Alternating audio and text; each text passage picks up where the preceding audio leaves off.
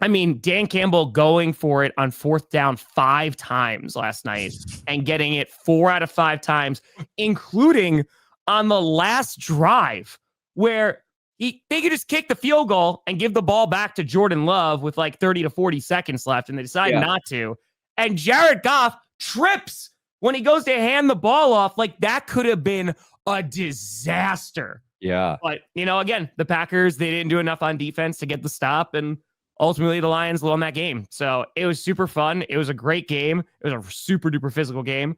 But yeah, I hope the Packers have another chance in the postseason, because this felt like a playoff game. I don't think it felt like a playoff game, and I was like, okay, maybe we get another chance to get another crack at him. I think externally, both teams would be like, yeah, let's do it in the playoffs. But I don't think either one of those teams actually want to play each other in the playoffs. Like,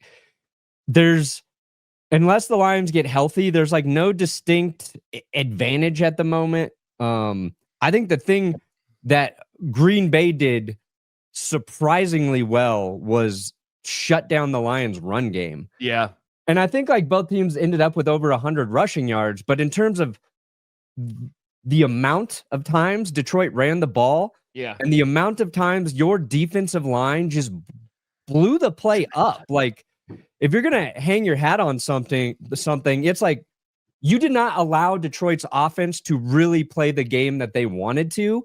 Sure. Which is a little bit scary because Detroit still controlled the ball for like 10 or 11 more minutes. 36 minutes, around like 23. Yep. They didn't give up on running the football, and a lot of teams would in those situations.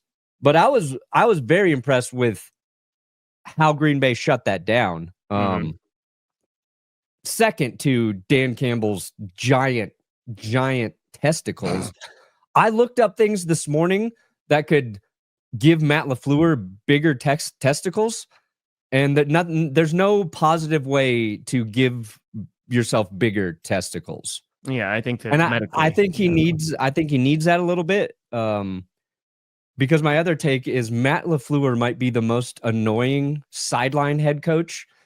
And every time they cut to LaFleur, he's at 11 of anger. Yeah. He is always just livid. It's good. Like, he needs to chill down. He needs to chill a little bit. Well, dude, did you see a fan get in his face before the game?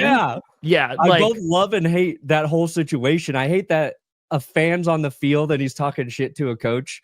Seems a little lame, but I love that LaFleur got in his face. Oh yeah, because he was like going after his players and doing this. Yeah, go get him in a different way. The cardiac catsby, because Lions fans be stressing at the end of that game. I think stressing. But yes, so I think about this. You look at the first half, and the second half we kind of threw out the defenses completely. Hold on, keep that thought. Trauma, infection, fluid buildup. Are you talking about how to make your balls bigger or testicle cancer? Those are the ways your balls can get bigger, and I don't want any of that. I saw that South Park episode. Yeah. Hopefully he's okay. Yeah, I don't know what's going on with Randy, but yeah, health thing going on. Yeah, so hopefully he is all right. Continue. In the first half, like, you couldn't tell that the Lions defense was injured.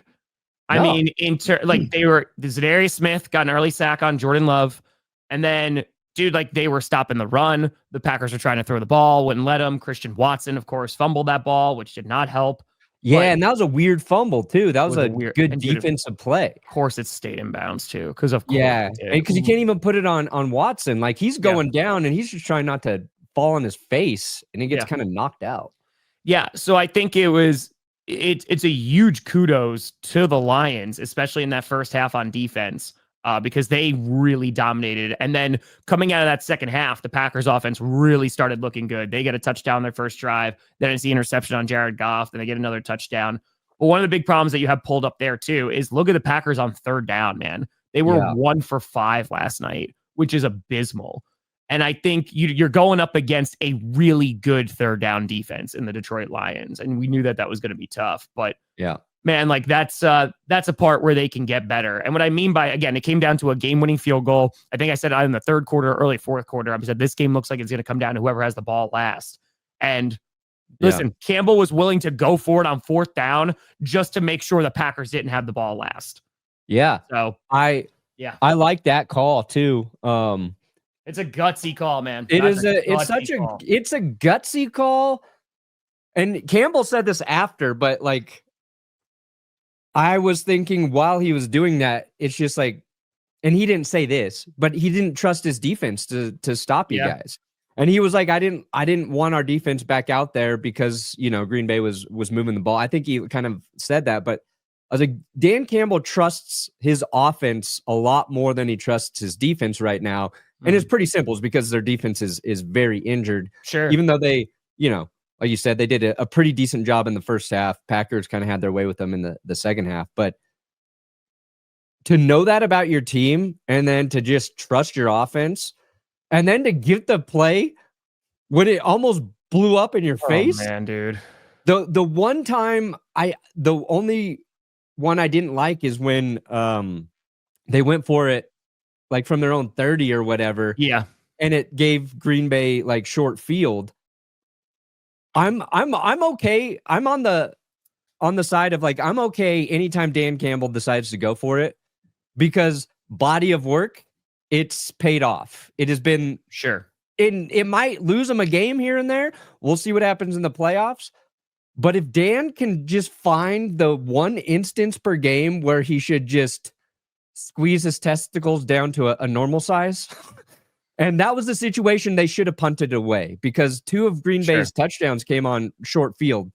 That's the one you kind of want back. But like, if that's who you are, if that's your identity, then who's to say like when you should dial it back? Maybe just keep the pedal to the freaking metal.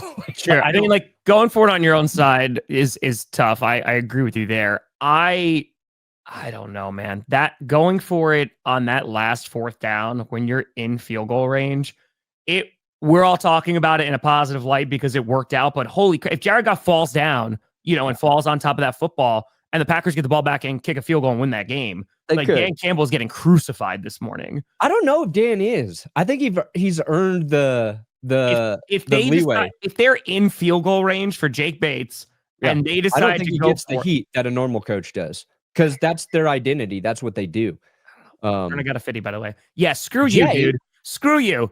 You can't develop wide receivers, and now they become everybody else's problem. Jerry Jeudy goes off on you. Tim Patrick, who doesn't have a single touchdown with the Lions, gets 2 last night. So you gotta love it for Timmy P. Thanks. We developed Patrick. Okay, he just got hurt 2 years in a row. Right. Sean Payton had no loyalty to him. Thank you, Jay. Let's see here, Jay. It's out there. There we go. Doesn't matter if you have 1 ass cheek and 3 toes. I will beat your ass. Consistency. Yep. This right here. This is what Packers fans should be proud about, be happy about, and if they do play again, give themselves hope that Green Bay can win. Jeez. 2.9 yards per carry for Jahmyr Gibbs. Yeah. That's insane. And then 3.6 for Montgomery. Like that, they were normal football game. I think one of those dudes has 90 or 100 rushing yards in this game. Like one of those plays breaks. And Jahmyr Gibbs, his longest run was a little bit of luck because it wasn't Clark who. One of your Packers' big defensive linemen was in the backfield as he handed the ball off. He was right there. And because he nearly blew that play up, but Gibbs just got around him, that set up his biggest run. So it was a little fluky that even happened. Well, I mean, you think about talking about the normal play style. I think the Lions knew to take advantage of that secondary, especially when Williams and Bullard went out. And you can look at it because Jared Goff threw the ball 41 times. Yeah. This is also rare. The Lions ran so many plays.